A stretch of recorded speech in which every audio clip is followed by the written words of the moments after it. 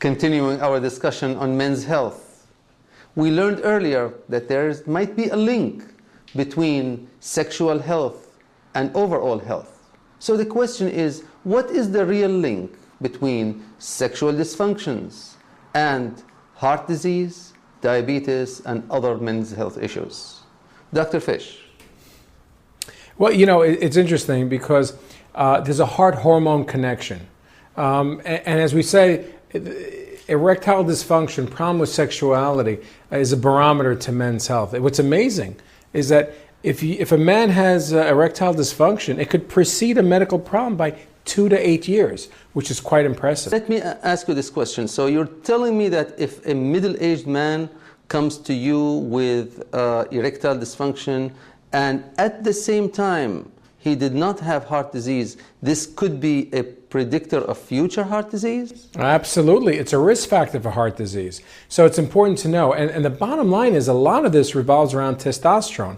It's an amazing inverse relationship between testosterone and heart disease, diabetes, a lot of factors. And we now know that testosterone is very important for libido and sexual function. Well, testosterone does play an important role in both of those. In addition, erectile dysfunction is really caused by blood vessel problems and nerve problems.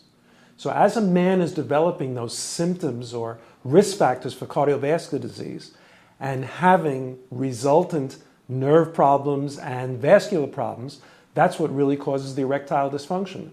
So the same medical problems that are causing erectile dysfunction, in addition to the testosterone, but the nerve problems and the vascular problems, those are the things that start to signal nerve problems and vascular problems elsewhere in the body, like the heart.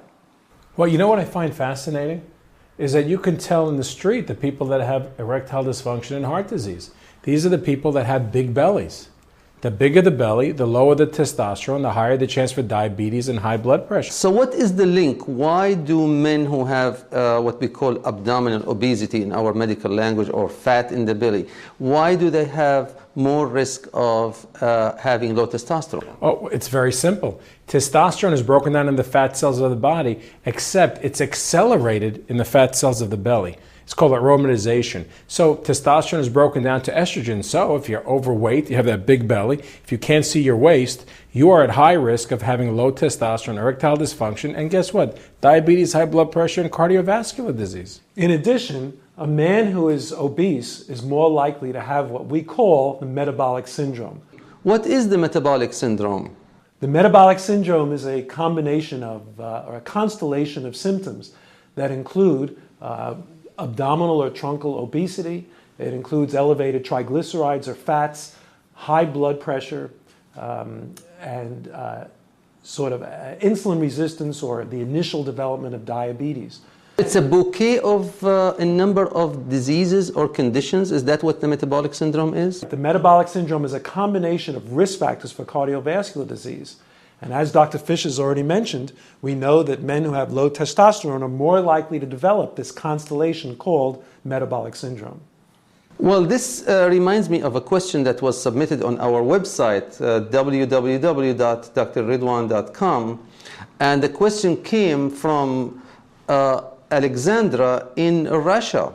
She said that her husband, who is 60 years old, had erectile dysfunction, and he actually took the oral medications such as Viagra, Cialis, and Levitra, and they worked for a few years, and in the past 1 year she noticed that these medications were not working well. What could be the causes of erectile dysfunction medications not working well?